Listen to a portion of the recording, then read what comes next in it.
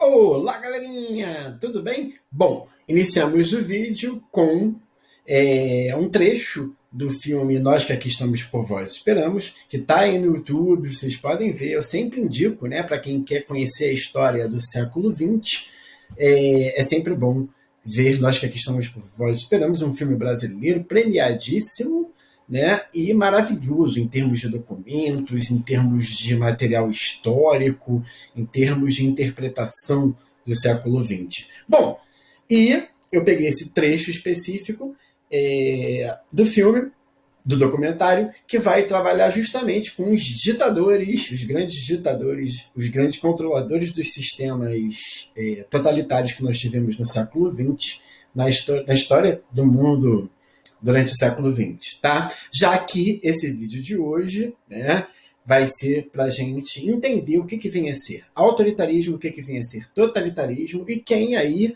na história, tanto na história ficcional do 1984, quanto na história do século XX, são aí os sistemas e os governantes dos sistemas totalitários. E se eles poderiam ou não, né, Hitler e Stalin, se eles poderiam ou não serem vistos como um Big Brother, o Big Brother que controla aqui essa sociedade, né?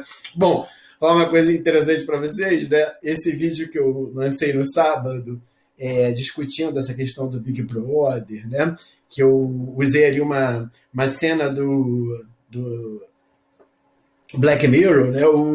Acabou que o YouTube cortou, né? Como eu já imaginava, eles cortaram a minha cena, né? Que eu mostro lá no Netflix, por direitos autorais, etc e tal. Na descrição daquele vídeo, eu coloquei ali o Loom, é onde eu gravo os vídeos. Tem um link, quem quiser ver o vídeo por inteiro lá, eu botei o vídeo por inteiro ali. Se bem que eles cortaram só 2 minutinhos no vídeo de 30 minutos. Beleza. Então, hoje a gente vai discutir o que vem a ser totalitarismo e autoritarismo e vamos ver as possibilidades desses dois conceitos dentro do George Orwell para contribuir aí para a redação de vocês. Então, galerinha, vamos explicar aqui o que eu fiz, como é que eu fiz essa organização para trazer esse material para vocês. Esse material que também vai estar no Google Drive na descrição desse vídeo, que vai ser lançado segunda-feira, dia 23 de novembro, beleza? Bom, eu busquei informações sobre os conceitos de autoritarismo e totalitarismo em 2 livros. No Dicionário de Política, que é esse livro aqui, tá? Busquei o conceito sobre autoritarismo, o que vem a ser autoritarismo. E no Dicionário do Pensamento Social do século XX, eu busquei o termo totalitarismo. Beleza? Então vocês vão receber depois, eu vou projetar aqui na tela esses 2 conceitos, né? Esses 2 verbetes, autoritarismo e totalitarismo, e nós vamos tentar entender dentro da obra como que ele trabalha com essas ideias. Beleza? Então vamos lá. Primeiramente, nós vamos ver o conceito de autoritarismo, que está aqui no dicionário de política, tá? Vamos ver aqui, ó. Aí eu vou salvar esse material para vocês no Google Drive, tá? Então vocês vão ter acesso aí ao verbete sobre o que vem a ser autoritarismo. Então vamos lá. Autoritarismo é o modo de governar em que a autoridade pública, por feitio pessoal de quem a exerce ou por força do sistema político, concentra, vocês vão ver que está marcado aqui, né, que eu marco tudo, né, com lápis, né, os meus livros, concentra poderes de forma anormal e abusiva. Então, essa autoridade política e pública, né, ou por feitio pessoal ou pela formação do sistema político, ela vai concentrar poderes de forma anormal e abusiva, tá? Então, todo autoritarismo, gente, é uma questão que vocês podem anotar aí no caderno de vocês, tá? É sempre bom vocês fazerem os resumos dos vídeos, né? Todo autoritarismo político, você tem um sistema autoritário, a existência de um poder executivo que é mais forte, né? Que é mais forte que o legislativo e que é mais forte que o judiciário. Normalmente, em sistemas autoritários, tá? Esse sistema executivo, ou por um presidente, ou por um monarca, né?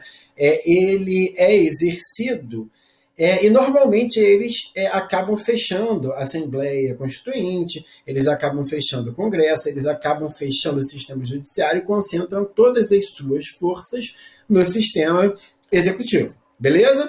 Então vamos lá. É indispensável a autoridade, a boa ordem da sociedade. Mas quando um decisionismo exclusivista servido por um copioso instrumental coercitivo, tem que ter todo um instrumento coercitivo, né, domina o exercício de suas funções, ocorre o autoritarismo. Manifestações desse se encontram em todas as épocas, embora o autoritarismo dos tempos modernos tenha traços peculiares, em razão das doutrinas que vieram surgindo a partir da Renascença. Independentemente da concepção legística, aí ele vai citar um monte de escolas e teocrática que levaram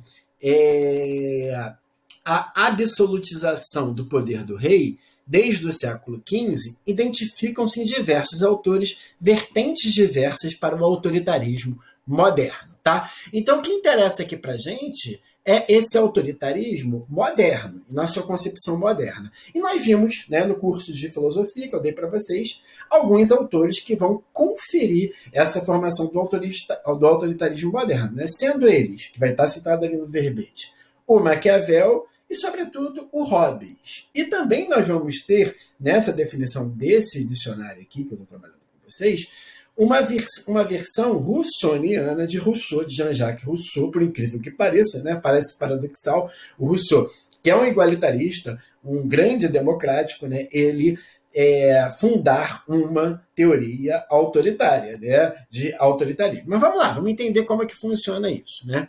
Bom, aí ele vai explicar lá para a gente o seguinte, né? Ele vai começar a falar aqui de vários autores, dentre os principais, esses 3 que eu citei para vocês, tá? Aí ele vai dizer assim, ó, ele vai dizer que Maquiavel, né, depara-se ampla elaboração doutrinária que parte de uma concepção abstrata de estado de natureza e pessimista, né?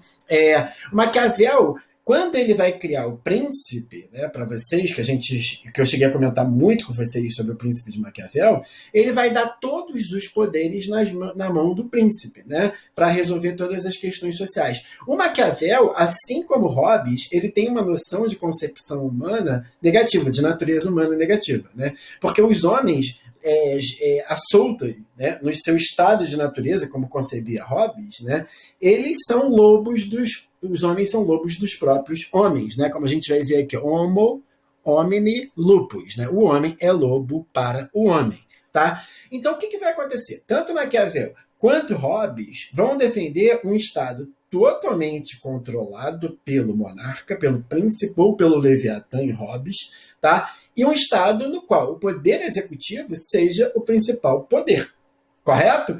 Então, eles vão defender esse poder executivo totalmente centralizado, ou na figura do príncipe em Maquiavel, ou na figura do Leviatã em Hobbes. Beleza? Até aí tudo bem? E, professor André, como que ele coloca o Rousseau nessa história? Olha só, vamos ver aqui. Ele coloca assim, ó, Rousseau converte o poder absoluto do rei em poder absoluto do povo, ao sustentar que a vontade geral, expressão da soberania popular, é sempre reta.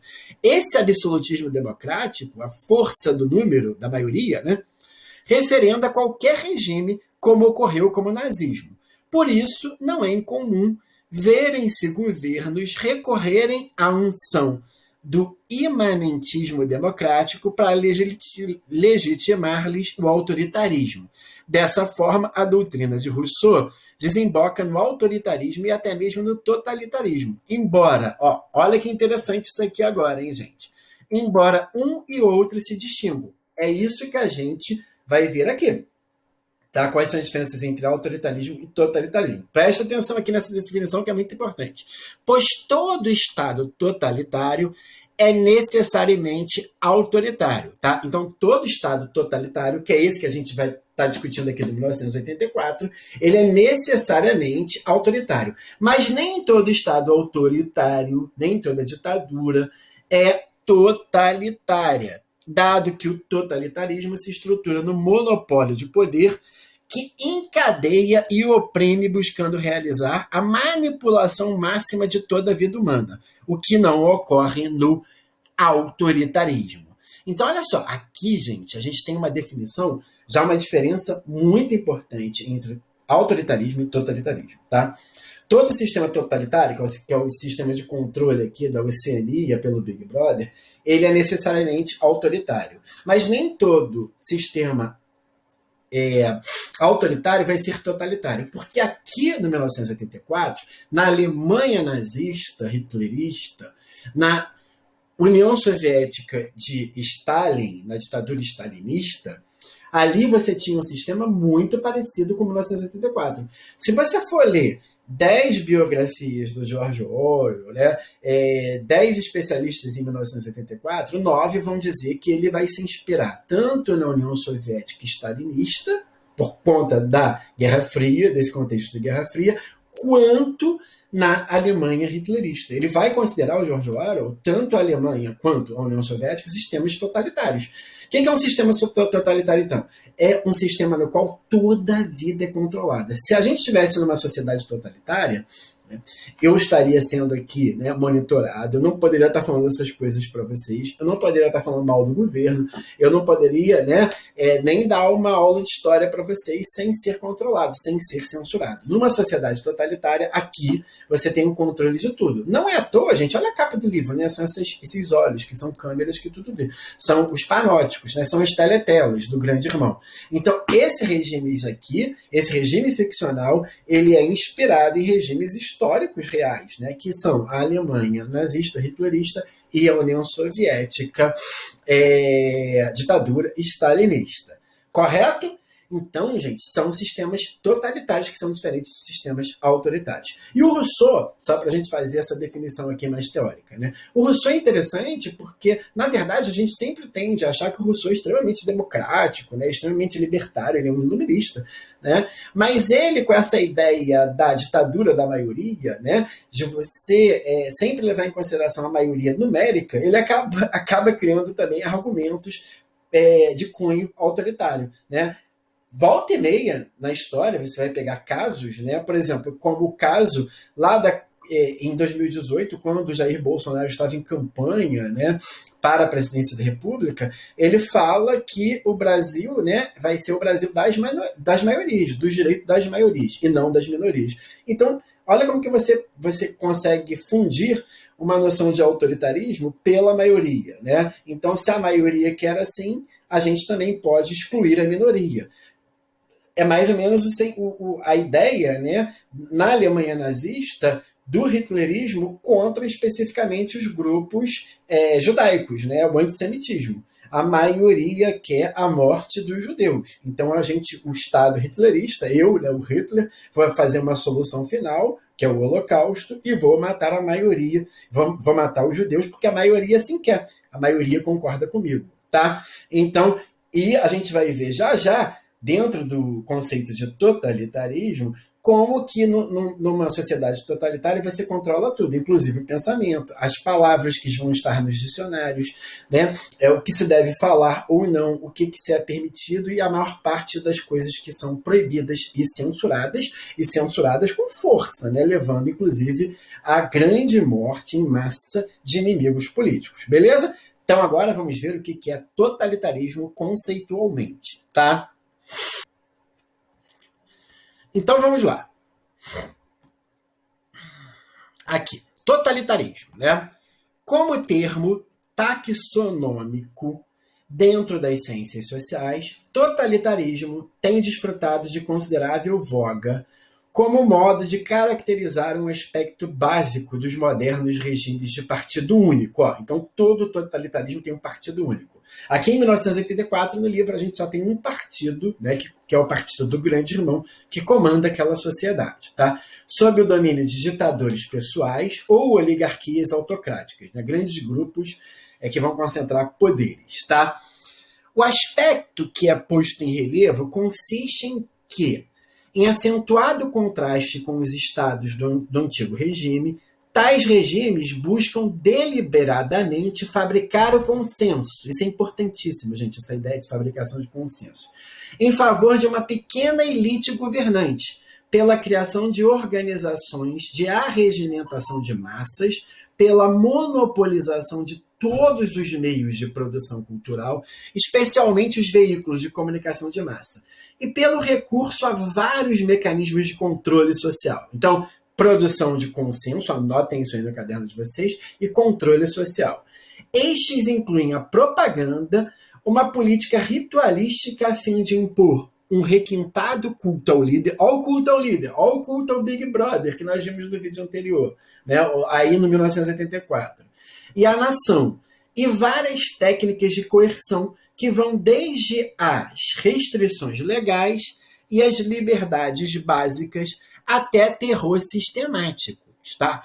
Então vamos lá. Controle social, né? Terror, imposição de algo, né? Então a população é sistematicamente controlada. O que a gente percebe aqui no livro, no George Orwell, né? A população é totalmente controlada pelas teletelas, pelo Big Brother, pelo partido único. Então a pessoa chega em casa, tem lá uma teletela, tem uma câmera que vai estar filmando ela tem que mostrar tudo, né? Como a gente viu no filme, né? Inclusive o primeiro filme que eu mostrei aqui para vocês, né? No vídeo, foi no primeiro vídeo sobre 1984. Então tudo é controlado pelo Estado, tudo é censurado. Eles têm que apresentar ali como se fosse a sua identidade, seu número, eles têm que mostrar o que tem debaixo da sua blusa, né? O que ele está trazendo dentro da pasta, quais são os livros que eles estão lendo. Então, nessa sociedade, o Estado controla tudo. né? Esse único partido, outra coisa que tem ali na definição que nós acabamos de ler, o culto ao líder, né? O Big Brother ele está em todas as telas, ele está em todas as propagandas, como Hitler e Stalin, né, usaram esse culto ao líder. Outros também ditadores, né, usavam esse culto à liderança, como no Brasil Getúlio Vargas, né, como Salazar em Portugal, né, como todos esses grandes aí, líderes autoritários que nós vimos no início do vídeo, passando ali em nós que aqui estamos por vós esperamos. Então, gente, esse controle social, né, é o controle, inclusive, como nós vimos no vídeo anterior, da memória, né? Quem é que vai estar na história oficial do país, da Oceania? Quem é que vai estar na história do Brasil? Gente, todo Estado moderno, ele faz isso, né? Ele controla quem vai estar na história oficial. Então, por exemplo, se você vai na história oficial do Brasil, quem está na história oficial do Brasil? Os grandes presidentes, os que representam grandes oligarquias, né? Sempre é o poder, né? Quem está no poder. Os militares, né? Você vai ver a história do Marechal Deodoro da Fonseca, né? Dos grandes militares. Homens brancos, normalmente homens também, né? O gênero masculino, homens brancos, né? De etnia branca, que controlam o Brasil desde então. Né? Então, toda a história oficial ela vai deixar de fora um monte de gente, né, que ela não vê como oficial, que é importante excluir para você criar uma narrativa única e oficial, né? Então, se você for pegar no livro de história oficial, lá dos anos 80, 70, 60, você não vai ver a figura de Zumbi, você não vai ver a figura de Dandara dos Palmares, você não vai ver, né, a figura de Luísa Marim, você não vai ver na literatura Luiz Gama, né, um grande escritor, filho, inclusive, da Luísa Marim, né, mas escritor negro abolicionista. Né? Você vai ver só homens brancos que estão criando literatura. Né? Então, esse controle da memória social. A memória social está na história, né? Está na historiografia oficial. Né? Então, você só vai contar o que é oficial. E se tem uma fixação aqui em qualquer estado totalitário, é com o controle da memória, com o controle da história. Né? Se vocês forem ver, isso é interessantíssimo. Né? Deixa eu pegar aqui para vocês, só para mostrar uma coisa aqui para vocês que eu acabei de me lembrar, e não deixei separado aqui na bancada, mas vou trazer, só um minutinho. Olha que interessante. Eu tenho aqui, né, na verdade, assim, toda vez que você vai falar de história, né, a figura do Hitler é uma figura muito importante, né? É a figura de carisma, né, e de sistema e de membro, né, representante de liderança do sistema totalitário mais conhecida do mundo ocidental, né? Então aqui, ó, nós temos o livro Os Segredos de Hitler, né? O Carisma de Adolf Hitler, todos os livros aqui falam sobre Hitler. A Mente de Adolf Hitler, tá? E Para Entender Hitler. São os clássicos aqui, né? Eu tenho aqui, eu estou mostrando só 4, né? E quero enfatizar todos eles um aspecto muito interessante, né, que vai mostrar nesses 4 livros aqui, sobretudo nesse aqui, O Segredo de Hitler. Como que o Hitler ele construiu a sua biografia? Há vários indícios, como eu disse para vocês, né, que, por exemplo, a mãe de Hitler teria sido judia. Então, como que ele vai controlar essa biografia dele, essa memória social dele? Se ele era um antissemita, se ele defendia o antissemitismo, se ele colocou os judeus como os grandes, né, os grandes inimigos da Alemanha, né? O grande bode expiatório, né? A construção do inimigo ali da Alemanha, né? Como que ele poderia ter na família dele alguém judeu, né? Alguém de descendência judaica? Né? Não pode. Então ele vai lá e corrige a história, ele queima documentos, ele vai construindo a sua história e tirando a sua história, né? Tirando de sua história e da sua árvore genealógica qualquer ascendência judaica. Então, esse controle da memória e das biografias particulares, né, é uma fixação de todo o regime totalitário, tá? Como no caso aqui também, em 1984. Eles têm uma fixação pelo controle da memória social, beleza? Então vamos lá acabar de vermos ali o verbete sobre totalitarismo, tá? Então, o que a gente tem mais aqui de importante? Olha que interessante esse parágrafo aqui. O objetivo declarado de tal Estado é canalizar todas as energias sociais e políticas, econômicas e criativas para a realização da utopia, identificada por dogmas oficiais. Embora os meios empregados para atingir essa meta criem inevitavelmente a distopia, né? Então, olha que interessante. Eles têm qual é a utopia, né, de 1984. É criar essa sociedade totalmente controlada, no qual os indivíduos todos concordem com o grande irmão, onde toda a memória, né, não gere oposição, não gere resistência, né, controlar tudo. É uma sociedade totalmente ordenada, organizada, né, nesse sentido. Eles têm uma mania de organização também, tá? Todo regime totalitário. Só que essa fixação pelo controle, né, das pessoas, das liberdades individuais, tá, vai gerar uma distopia. Na verdade, é o contrário da utopia, é o contrário do que os seres humanos querem, né? E muitas das vezes, gente, pela ideia de ordem, nós optamos pelas ditaduras. Por isso que é muito comum, né? Você tem lá em 1964, hoje em dia, dentro da historiografia, há um consenso de que em 1964, no Brasil, né, quando chega a ditadura militar, o que existe ali não é uma ditadura só militar, é uma ditadura civil-militar. Por quê? Né? Cívica-militar. Por quê? Né? Porque, na verdade, houve apoio de setores da sociedade civil que apoiaram a ditadura, como a Igreja Católica, né? Como a classe média brasileira, né? Que, inclusive, hoje em dia, né, essa classe média brasileira, em nome de uma ordem, em nome do fim da corrupção, que defende, por exemplo, né, como a gente viu em movimentos aí no Brasil em março e abril desse ano, movimentos pedindo o fim do STF, o fim da democracia, o fechamento do Congresso brasileiro, né? Então, em nome de uma ordem do fim da corrupção, né, parte da população, sobretudo identificada, né, com os setores conservadores, eles pedem fim, né, dos direitos individuais, né? Em nome de uma suposto fim da violência, fim da corrupção, em nome de uma individualidade, eles aceitam, inclusive, esse controle excessivo, perderem liberdade, tá? Então, pode ser atribuída a qualquer sistema a ideia de totalitarismo, tá? Sociopolítico, se sua política e suas instituições tiverem tido o efeito combinado de esmagar de modo abrangente o que a tradição do iluminismo considera como liberdades humanas fundamentais. Então, num sistema, gente, totalitarista, não existem ideias de liberdades individuais iluministas, tá? Muito pelo contrário, né? Eles condenam essas liberdades e abrem mão dessas liberdades em nome da ordem e em nome do controle social e em nome do fim da corrupção.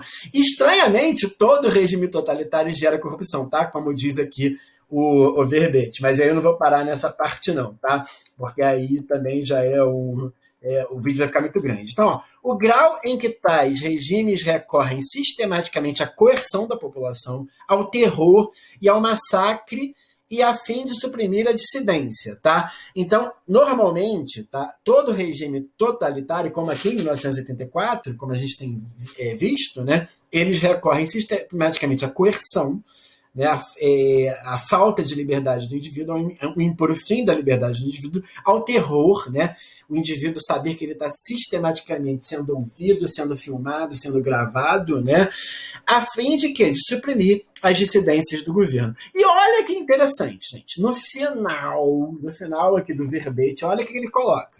Romances como Admirável Mundo Novo, de Aldous Huxley, são todas as distopias. Trevas ao Meio-Dia, de Arthur Koestler. 1984, aí o nosso livro aí, de George Orwell. A Peste, de Albert Camus. Yuan Highlights de A. Zinoviev. E o filme Brasil, de Terry Gilliam, né, são, né, exemplos ficcionais de sistemas, o quê? De sistemas totalitários. Gente, não é à toa. A UERJ não escolheu 1984 à toa. A UERJ escolhe 1984 porque em 1984 constrói-se em 1984 uma sociedade ficcional totalitária em sua magnitude. Né? É o totalitarismo na distopia, em forma distópica total.